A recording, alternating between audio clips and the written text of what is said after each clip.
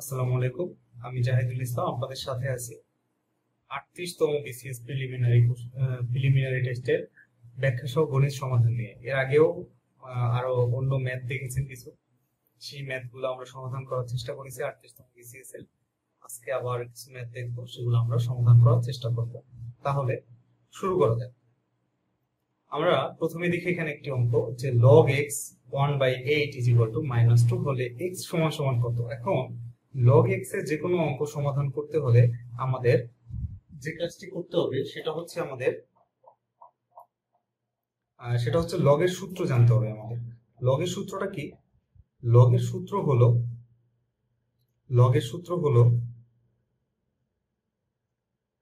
log x a equal যদি b হয় তখন সূত্রটা হচ্ছে x to the power b equal হবে a। log x a equal যদি b হয় তাহলে x to the power b equal হবে a। এটা হচ্ছে log এর সূত্র। এই log এর সূত্রের মাধ্যমে আমরা এই অঙ্কটা সমাধান করব। সমাধান যদি করতে চাই তাহলে আমাদের যে কাজটি করতে হবে, এই log এর অঙ্কটি আমরা লিখি। এখানে কি আছে? log এর log x 1/8 সমান হলো -2। সমান যদি -2 হয় তাহলে আমরা সেখান থেকে লিখতে পারি x টু দি পাওয়ার -2 সমান হবে 1/8। তাহলে x টু দি পাওয়ার -2 মানে আমরা কি জানি? x টু দি পাওয়ার -2 মানে হচ্ছে 1/x² ইকুয়াল হবে 1/8। সেখান থেকে আমরা লিখতে পারি x² ইকুয়াল 8। এখন এটাকে আমরা কিভাবে সমাধান করতে পারি? রুট দিয়ে আমরা দুই পাশ থেকে কাজ করতে পারি। যেমন রুট x² ইকুয়াল হচ্ছে √8। তাহলে এই স্কোয়ার এবং এই রুট কাটা যায়, কাটা গেলে থাকে কি? শুধুমাত্র x থাকে। x ইকুয়াল হবে √8 কে আমরা লিখতে পারি √4 ইন্টু 2।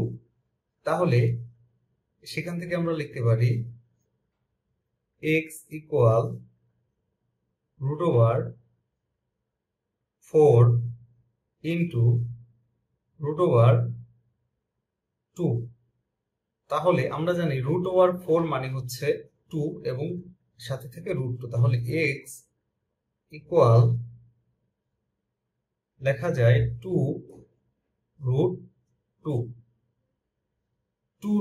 এখন দেখি আমরা উত্তরের মধ্যে আমাদের 2√2 আছে কিনা। ক নাম্বার উত্তর আছে 2, খ নাম্বার উত্তর আছে √2, গ নাম্বার উত্তর 2√2, ঘ নাম্বার উত্তর হচ্ছে 4। তাহলে আমাদের উত্তরটি কি হচ্ছে? 2√2। আমরা আশা করি অঙ্কটি বুঝতে পেরেছি। খুব সহজ সমাধান লগারিদমের অঙ্ক। এরপরে অন্য আরেকটি ম্যাথ দেখি আমরা। এরপরে একটি ম্যাথ হচ্ছে 2 to the power x plus 2 to the power 1 minus x equal হচ্ছে 3 হলে x সমান সমান কত। আগেরটি ছিল লগারিদমের অঙ্ক, আর এটি হচ্ছে সূচকের অঙ্ক। সূচকের অঙ্কে কিভাবে আমরা সমাধান করি আমরা একটু চেষ্টা করি। সেটা হচ্ছে 2 to the power x plus 2 to the power 1 minus x equal হচ্ছে 3। যদি ইকুয়াল 3 হয় সেখান থেকে আমরা লিখতে পারি 2 to the power x plus 2 to the power 1 into 2 to the power minus x equal হচ্ছে 3। সেখান থেকে 2 টু দি পাওয়ার x কে যদি আমরা রাখি, 2 টু দি পাওয়ার x কে রাখলাম, প্লাস 2 টু দি পাওয়ার 1 মানে হচ্ছে 2 এবং 2 to the power minus x হচ্ছে 1/2 to the power x, minus x হচ্ছে 1/2 to the power x equal হচ্ছে 3। ইকুয়াল 3 হলে এখন এই অঙ্কটি আমরা সমাধান করার জন্য যেটা করতে পারি, যে আমরা 2 to the power x 1/2 to the power x এগুলো নিয়ে করতে পারি, কিন্তু আরেকটা সহজ পদ্ধতিতে আমরা এটা সমাধান করতে পারি। সেটা হচ্ছে আমরা 2 টু দি পাওয়ার x কে আমরা p ধরে নিই। 2 টু দি পাওয়ার x এ যদি p ধরি, তখন এখানে 2 টু দি পাওয়ার x এর জায়গায় আমরা p বসাতে পারি। p plus 2 into 1/p equal 3। তাহলে আমরা এবার লসাগু করলে কি পাই? লসাগু করলে পাই নিচে থাকবে p, উপরে থাকবে p স্কয়ার প্লাস 2 ইকুয়াল 3। দেন এটাকে লিখতে পারি p স্কয়ার প্লাস 2 ইকুয়াল হচ্ছে 3p। সেখান থেকে আমরা লিখতে পারি p square minus 3p plus 2 equal 0। এই যে ফরম্যাটটা p square minus 3p plus 2 equal 0, এটা হচ্ছে একটা মিডল টার্মের ফরম্যাট। মিডল টার্মের ফরম্যাটকে আমরা মিডল টার্ম ব্রেক করতে পারি কিভাবে? p এবং 2 কে গুণ করব। p এবং 2 কে গুণ করলে কি হয়? 2p স্কয়ার হয়। p স্কয়ার এবং 2 কে গুণ করলে 2p স্কয়ার। এই p স্কয়ার এবং 2 গুণ করে যেটা পাবো, মাঝখানে যেটা 3p, একে যোগ এবং বিয়োগ করার যে গুণফল, এটা করলে সেটা পাবো। মানে এই মাঝখানে যোগ এবং বিয়োগ করে যা পাবো, এটার সেই ফলাফলটাকে গুণ করলে 2p স্কয়ার পাবো। তাহলে এখান থেকে আমরা লিখতে পারি p square minus 2p minus p plus 2 equal 0। তাহলে সেখান থেকে p কে যদি কমন নেই, p কে কমন নিলে থাকে p মাইনাস 2 মাইনাস 1 কমন নিলে থাকে p মাইনাস 2 ইকুয়াল 0। তাহলে আমরা এখান থেকে দুইটা জিনিস পাই। একটা হচ্ছে p মাইনাস 2 কে যদি কমন নিই, আবার p মাইনাস 2 এটাকে যদি কমন নেই, তাহলে থাকে কত? এখানে থাকে p মাইনাস 1 ইকুয়াল 0।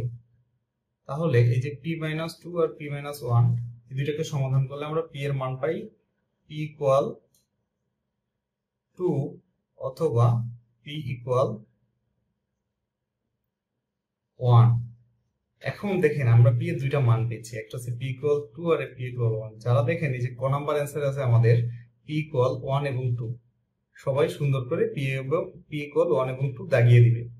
এখানে এই ধরাটা খাবেন আপনারা। যারা এখানে p ইকুয়াল 2 এবং p ইকুয়াল 1টা দাগাবেন, তারা এখানে বড় ধরনের একটা ধরা খাবেন। কারণ আমাদের কোশ্চেনে দেখতে হবে এখানে চাইছে কত? x এর মান।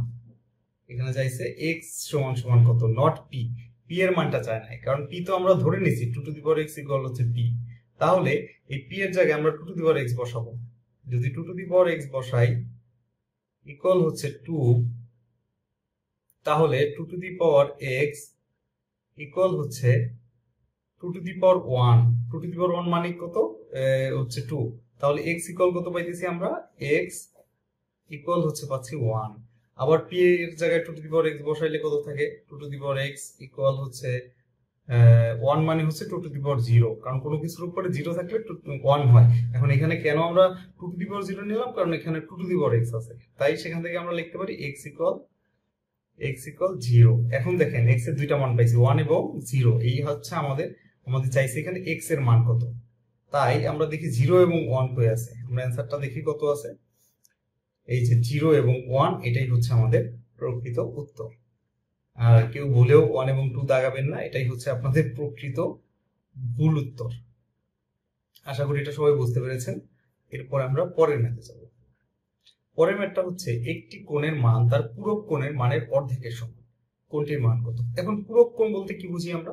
পূরক কোণ বলতে বুঝি দুইটি কোণের সমষ্টি যদি এক সমকোণ বা 90 ডিগ্রি হয়, তাহলে পূরক কোণ বলে। এখন এখানে কি বলছে?